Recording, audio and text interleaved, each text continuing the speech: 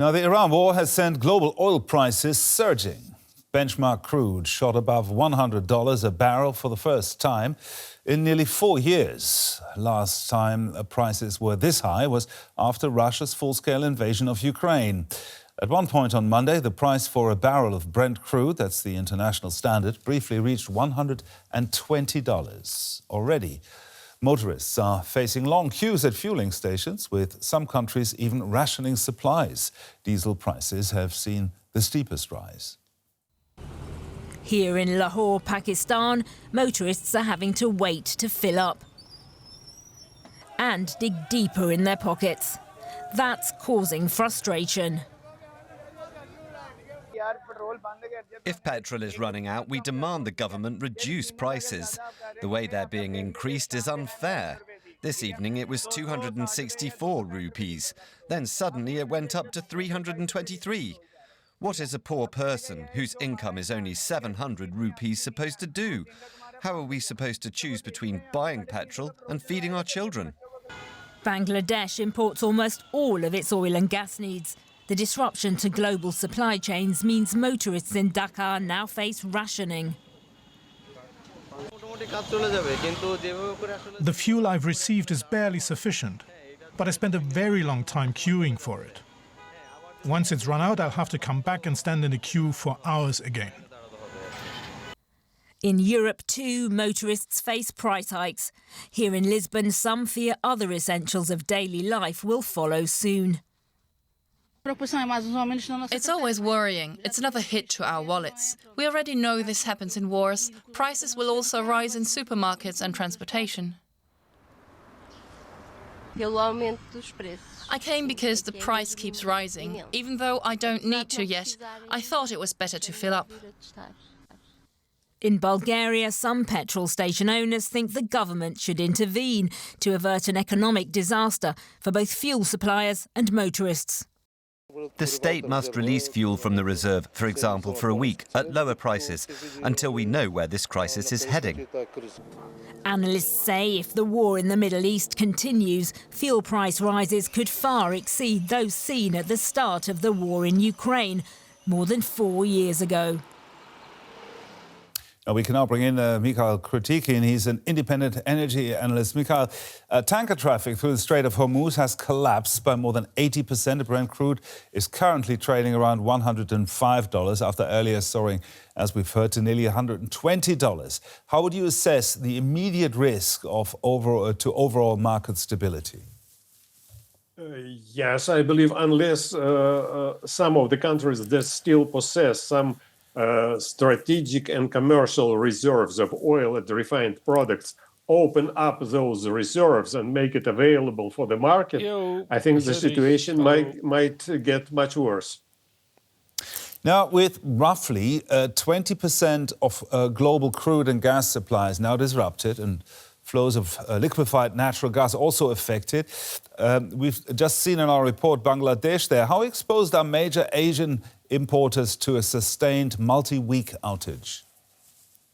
Yes, I think the countries that are suffering most are China, Japan, India, and South Korea, and mostly in Asia, because the flow of oil, petroleum products, and liquefied natural gas from the Persian Gulf was targeting the Asian markets, not the European markets.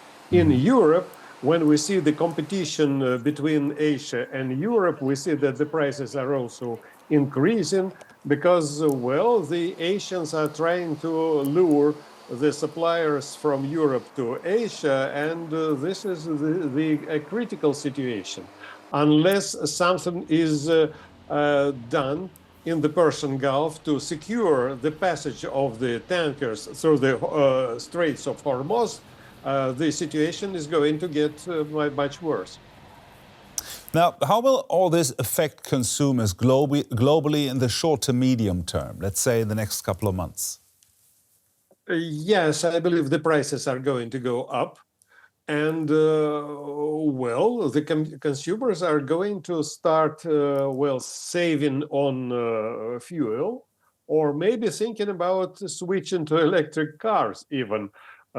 This is an incentive for developing the electric car market. So there is a silver lining to this cloud.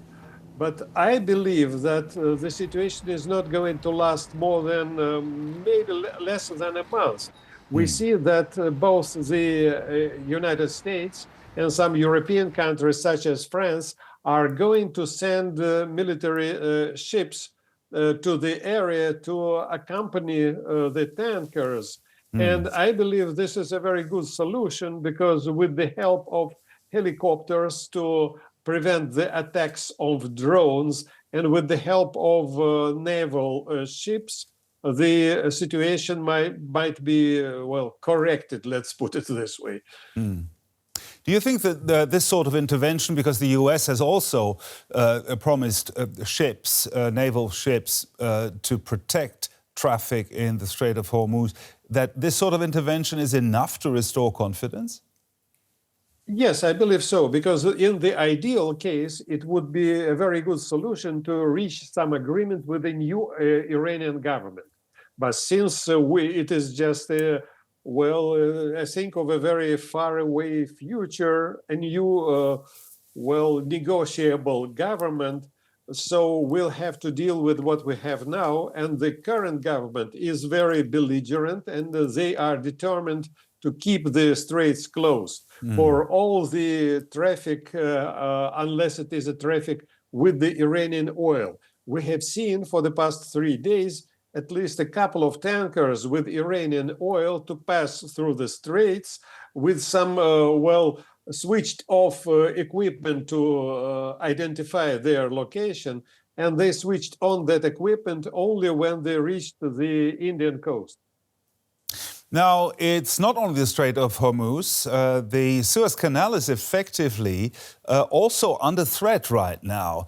Do you think the global energy system and the global trade system have the redundancy to withstand those simultaneous route disruptions of these two choke points? Yes, it will be difficult to overcome those problems. But the Suez Canal, yes, the capacity is, I think, enough. But there are some problems with the Yemeni militants, let us put it this way, and the existence of the U.S. naval forces in the Red Sea. I think this is some sort of a guarantee for the safety of tanker movements in the Red Sea and in the Suez Canal. As to the Straits of Hormuz, let us expect what the French president has promised, to send its navy there, and the American naval forces are already on the spot. So I believe it is not going to last any longer. Thank you very much. Mikhail Krutikhin, independent energy analyst there. Thank you. Thank you. High global oil prices are also hitting consumers in the United States. The average price of a gallon of regular gasoline rose to $3.48 early on Monday. According to the AAA Motor Club, that's up nearly 50 cents on a week earlier. Diesel, meanwhile, has gone up some 80 cents a gallon. Natural gas prices have also climbed during the war. Well, let's cross over to our correspondent in Washington, Benjamin Alvarez Gruber. Benjamin, the war in Iran is hitting U.S. consumers in their wallets. How do they feel about that?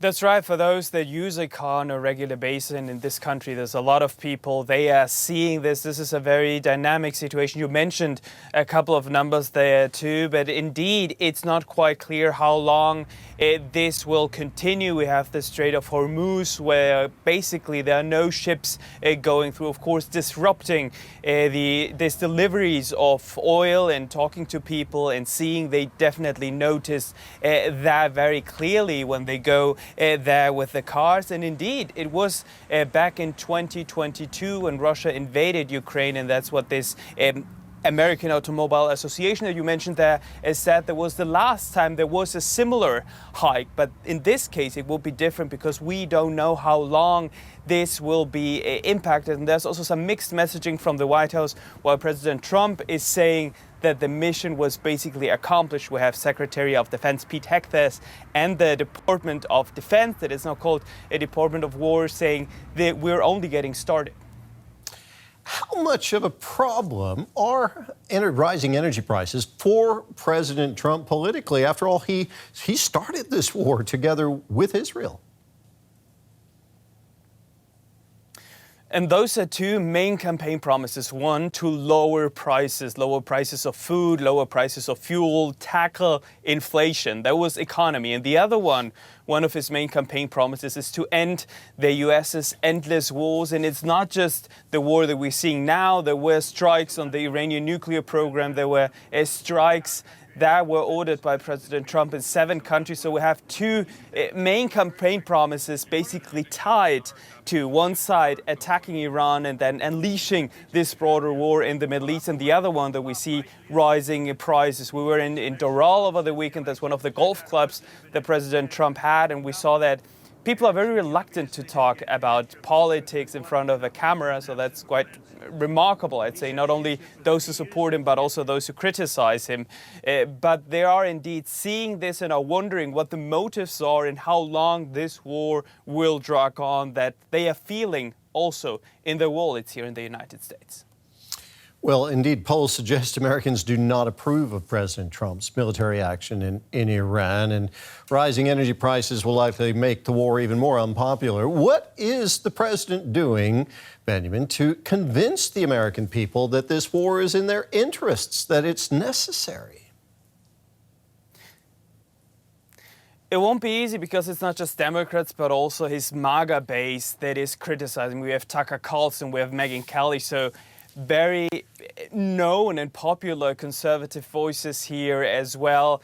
The White House is trying to promote this or say that was necessary without offering any evidence that there was an imminent threat to the United States. But within this MAGA movement, there are a lot of people saying this is not America first. This is a total contradiction to what he promised during his campaign, with people not only mentioning the war, so this is a topic that came in these conversations over and over again, but also his promises on the Epstein files, where some of them were released, heavily redacted. So it won't be easy for them to sell this. And if we have President Trump saying that the mission was accomplished, people will be wondering if it just goes from one Khamenei to the next one as a leader in Iran. What was actually achieved with this war, and why was it in the interest of the United States to conduct these attacks along with Israel?